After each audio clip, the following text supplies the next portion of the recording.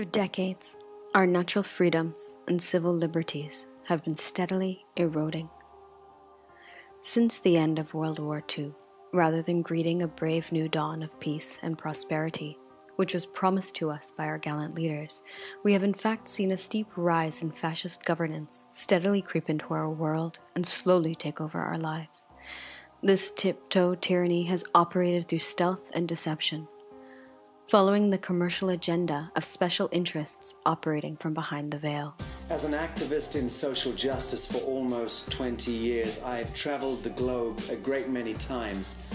And in that time, I have had thousands of conversations, many of them with world leaders, religious leaders, political leaders, cultural leaders, academic leaders. I've dealt with the governmental sector, the intergovernmental sector, the non-governmental sector.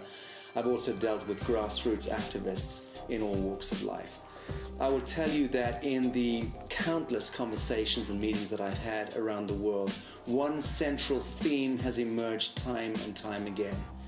And that is in the shape of stark warnings to me. Warnings that I should be very careful what it is that I'm saying and doing. Because apparently that is the status quo. That we live in a world where we should be afraid of speaking the pure truth. That we should live in a world where we couch our language, hide behind our words, and always shuffle along in tune to that status quo. I say no. I do not consent. The rule of law has been hijacked in broad daylight. Justice is not served to the common men and women. It is the preserve of the rich and the utterly corrupt. Police brutality is sweeping the planet. Militarization of our streets and neighborhoods goes unchecked by our parliaments and our congressional leaders, almost all of whom were shoehorned into power by vested interests, and almost all of whom act in treason and fraud every day of their lives. What became of our oath keepers? What became of our protectors and our public servants? What became of our innocence? No one becomes a barrister or a lawyer or a judge or any kind of legal officer in the hope that the world will stay the same. They do it because they want to make it better. We want to see changes happen, but we have a system that doesn't allow that. We have permitted bureaucrats and technocrats, people lacking in creative imagination or a sense of spiritual dimension, to systematically take the reins of our lives and determine how we live, where we live, what we eat, who we marry, where our kids go to school, what our kids learn as truth and fiction, what we medicate ourselves with, how we spend our God-given time and energy, and ultimately what happens to our bodies and our estates, even after death. Our education system has been hijacked by social collectivist objectives which would make Stalin and Mao envious. Our global media and entertainment complex is now entirely in the hands of a small globalist cabal operating an esoteric agenda which seeks to destroy families, communities, and religious and cultural freedoms across the planet. It is a grotesque state of affairs, and one which is now functioning as a runaway train. It threatens to convert living men and women of the land into a drone class of microchipped, sedated, genetically downgraded worker bees. The cries go unheard as the deafening silence of injustice reigns supremely over hundreds of millions of good people who feel too small to be able to make a difference, who feel too exhausted and too impoverished to challenge the devil in our midst. We have had enough. Have you? This is not the world we want to live in. This is not the legacy we choose to leave our children and our grandchildren. Subject to the rules and regulations which are not laws, they are statutes and ordinances. They are statutory laws dreamt up by corporations and systems which seek only to harvest you and your time and your energy.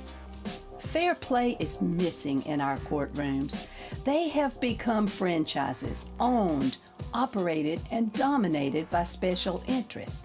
Now, judges rule in favor of those who pay their salaries, the bankster corporations posing as governments.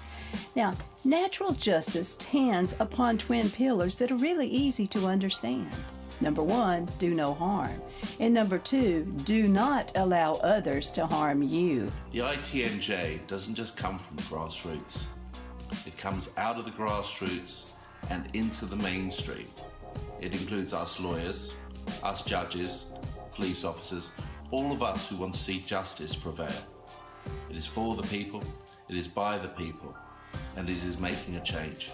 The International Tribunal for Natural Justice is endgame. It is where we reclaim the rule of law, where we restore natural justice. The ITNJ stands as a neutral tribunal to hear cases when those who are the arbiters of law do harm with no regard for the rule of law.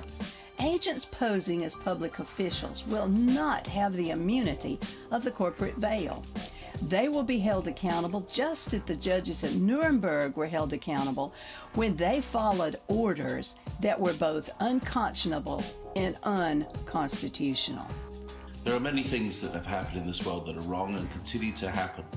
It is for this reason that the Emerging People's Human Rights Authority was formed, to stand hand in hand with the ITNJ, to find those who've done wrong and those who've had wrongs done to them, and to redress them, and to make that difference.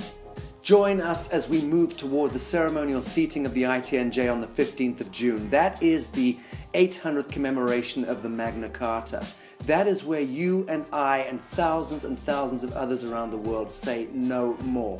This is where we create our own jurisdiction. This is where we reclaim common dignity and our collective conscience. It is my pleasure to invite you to participate in this unprecedented effort as we return justice making to the people. 5,000 people can change the world. Become one of them. Sign up and become enshrined as one of the founding advocates of this historic initiative.